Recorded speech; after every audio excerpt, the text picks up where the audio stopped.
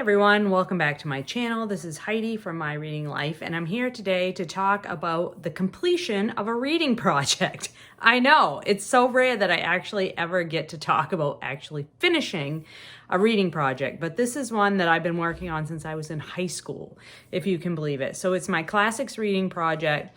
When I was in high school, I had a very beloved teacher who, while she was not my English teacher, was concerned that the English program at my high school was not very strong, and that I was planning to head off to college, and that I would not have read the texts that she felt were important for a kid who was off to college to read.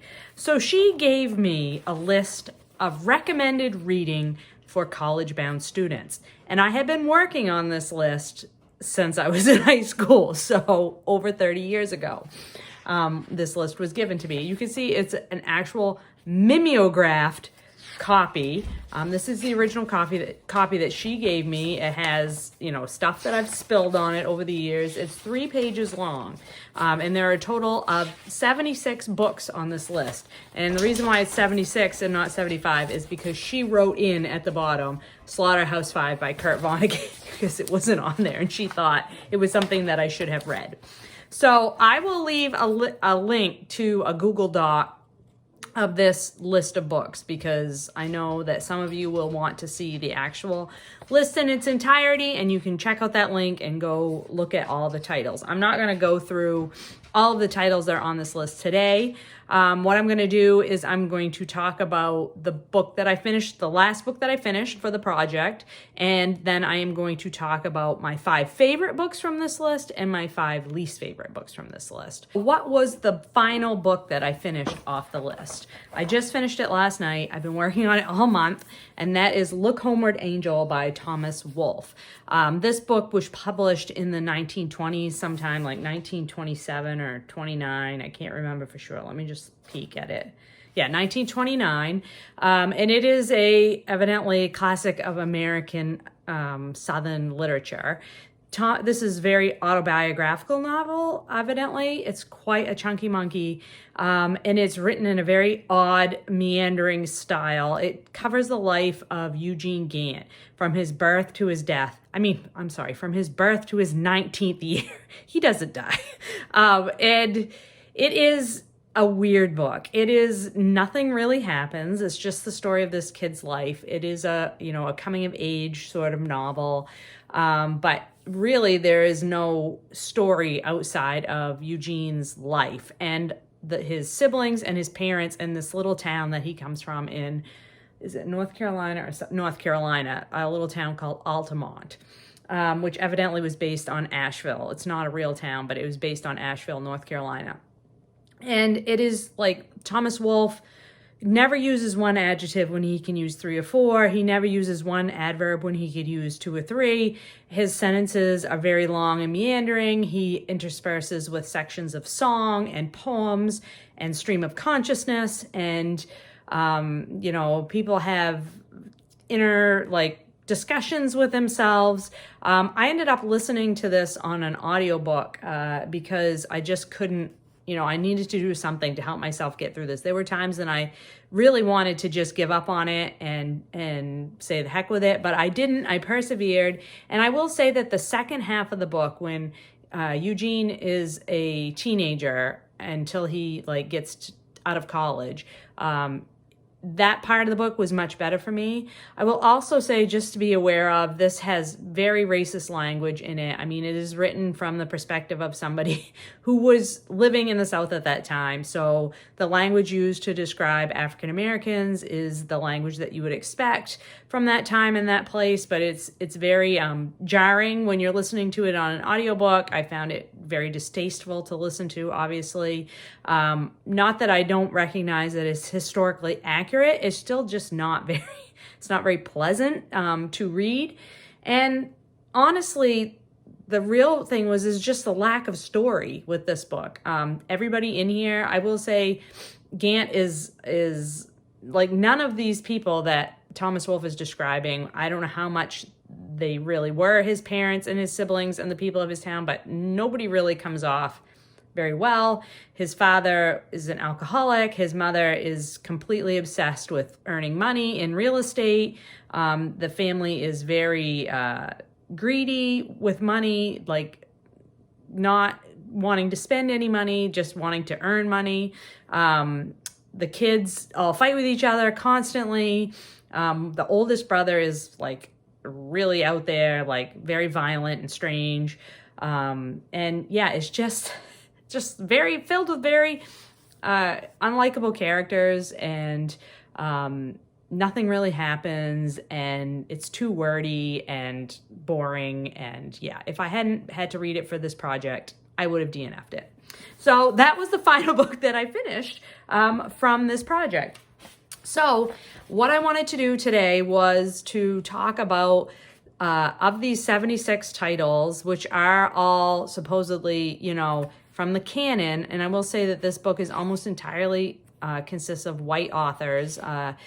So, you know, there's those problematic things about it, but it's very typical of the time in which it was produced, which was the 80s. But from this list, what books did I like the most and what books did I like the least? I'll start with the books that I like the most. And I have a list over here written down, so I'm going to refer to that because I won't be able to remember it off the top of my head. So this is in no particular order. These aren't ranked. These are just the best 5 books, I think, of the list. The first one that I want to mention is Death Comes for the Archbishop by Willa Cather. I had to read My Antonia as well for this list, and I've read O Pioneers, and I've read The Professor's House, and maybe one other one, but of all of those, my favorite is Death Comes for the Archbishop. I think that Cather's ability to write the Western landscape in the United States is just, it's unsurpassed. She is really brilliant at that. And I really love the story of this religious guy who like travels to this very wilderness type place and has to figure out his own, like what he thinks about life for real. I thought it was really, really well done. And then my second book that I want to mention is a book that I've now read 2 times, and that is The Jungle by Upton Sinclair. I read The Jungle very early on in this project, way back when I was a young person, and it really left such a huge impression on me about how industry, is all about making money and not about ensuring the safety of their employees, and people trying to organize to make things better, and what impact that does, particularly on the poor, working class people, immigrants, and things like that. I thought, this is a book that really established early on in my life my liberal tendencies, and I loved it. And when I reread it, I loved it again. And then thirdly, I would like to mention Pride and Prejudice by Jane Austen, which is, I've stated before, probably my favorite novel of all time. It is definitely my favorite of the books I've read so far by Jane Austen, and I only have Mansfield Park left to read of her 6 most recognizable published novels. I love Pride and Prejudice. I think it's almost a perfect novel. I think there's just so much about it that I love. I've read it multiple times. I mean, what else is there to say? Everybody knows Pride and Prejudice. And it's just a fabulous, fabulous book. And I'm so glad. I don't think I read that particularly for this list, but it happened to be on this list. So I just have to mention it. The fourth one is a book that I read because of this list and probably never would have read it otherwise, and that is The Sound and the Fury by William Faulkner. And that is the only book on this list in which I read it, and when I got to the last page, I immediately opened the book and reread it, because once I got to the end, I sort of got what Faulkner was trying to do. And so I went back and reread it with that knowledge in mind, and I just think, I have never read any other Faulkner. That's not true. I did read Sanctuary by Faulkner in college, but The Sound and the Fury is really a tremendous book. It's a tremendous book, and it's a difficult book. It is not easy by any stretch of the imagination, but I think it just was one of those books that captured me as I was reading it, and like to be able to get to the end and then start right back up again with it really says a lot about my enjoyment of that book. And then last but not least, my fifth book that I would like to shout out for being really important and a book that I've read multiple times at this point in my life is 1984 by George Orwell. I just read this again in the last year or two, and I think that it's a message about government control and allowing government authorities to sort of dictate your life. The warnings that Orwell was trying to push forward in that book are still very applicable today, and I think that is just a brilliant novel, and so I would highly recommend that you read that one if you haven't yet. And it's an additional benefit of that one is very short. Okay, so now let's talk about the losers. These are the books that I really did not enjoy. I either forced myself through them or I did not finish them at all. And there are two books that I did not finish at all in this list. First book that I did not like, and actually let's go through these I'm going to leave the ones that I did not finish until last. So Gulliver's Travels by Jonathan Swift. I actually buddy read this book with Patrice after starting BookTube, and I hated this book. I thought it was so stupid, and I still don't understand why and how this could ever be considered a classic. It is, I know it's supposed to be satire, and sometimes satire works for me and sometimes it doesn't. It absolutely 100% did not work for me in Jonathan Swift. I just thought it was dumb. And I don't understand why you would ask kids particularly to read that book when there are so many other good books to read. So that one did not like.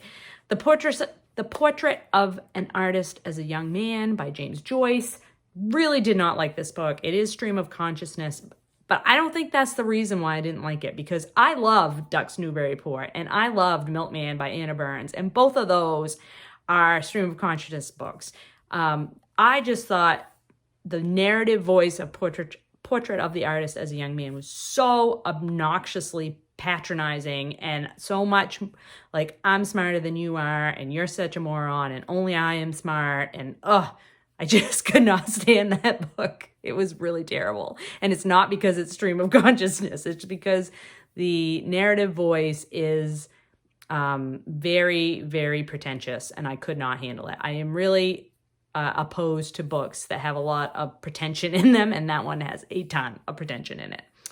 And then one that you will not be surprised to hear me talk about is Jane Eyre by Charlotte Bronte, which I just read this year, and is a book that I thought I had read long ago. And then in hearing people discuss Jane Eyre, realized that no, in fact, I did not read that book when I was a teenager like I thought I did. So I read it because it was on this list and because I thought Jane Eyre is important and I should read it, and I very much disliked it. I thought it was very preachy, and I thought that the main character, Jane Eyre, acted in a way that I didn't believe a young woman would act. I did believe a young woman would stay in a situation that maybe wasn't great because of circumstances, because she has to survive and to live. But the reasons why Jane Eyre leaves a location and then comes back to a location, I was like, oh, come on. And the moralizing was the other thing that I just had a real difficult time with. And I know that is a feature of a lot of literature from that time period, but I just found it to be overwhelming in Jane Eyre. Okay, and then these last two are books that I actually did not complete, just could not force myself to get through them. And I forced myself through War and Peace. I forced myself through Don Quixote. You know, I read some long books with this project, but these two books, which are not long, I just couldn't do it. And maybe I will come back to them at some point. But for this point, I'm going to declare that I have DNF'd them, and I'm going to declare this project finished. And those were Crime and Punishment by Dostoyevsky. I'm not good with the Russian. And I think I read half of this book, and I was just like, no, I can't do it. I've just found it really, it was boring, and I didn't like the characters. And I was just like, no, I just can't do this. And another book where I was like, these choices are so reprehensible and I just don't want to read about them anymore. So I stopped. And then last but not least is a book that I DNF'd not very long ago at all. Libby's just jumped up on my lap, and that's King Lear by Shakespeare. And again, this is a book that I had marked as read on this list long ago. And then I was like, I don't know that I actually remember this book. So it is possible that I did actually read this long enough ago that I don't remember it. But I tried to read it again in my 30 Books in 30 Days challenge in August, because it's not long at all. And I simply could not do it. I tried to listen to it on audio. I tried to read it and listen to it at the same time. And I just couldn't bring myself to do it. So I didn't. And that is the 5 books that I liked the least. I will like to give an honorable mention shout out to 2 books that I also did not care for, but didn't make the bottom 5. And that is The Great Gatsby by F. Scott Fitzgerald, which I actually have read twice now in my life and didn't like either time.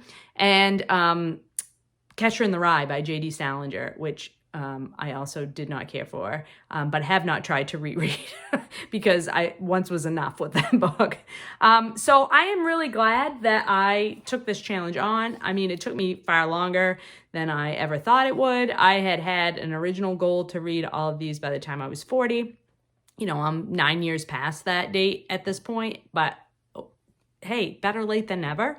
And I do feel accomplished for getting through this list, but I'm also glad that it's out of the way so that I can start to read, or I can be more concentrated in reading classics that I would like to get to, that meet some of my own criteria, like reading more women, reading more people of color, reading more, outside of just Europe and the United States, that sort of thing. So that's what I will be focusing on when it comes to classics in the future.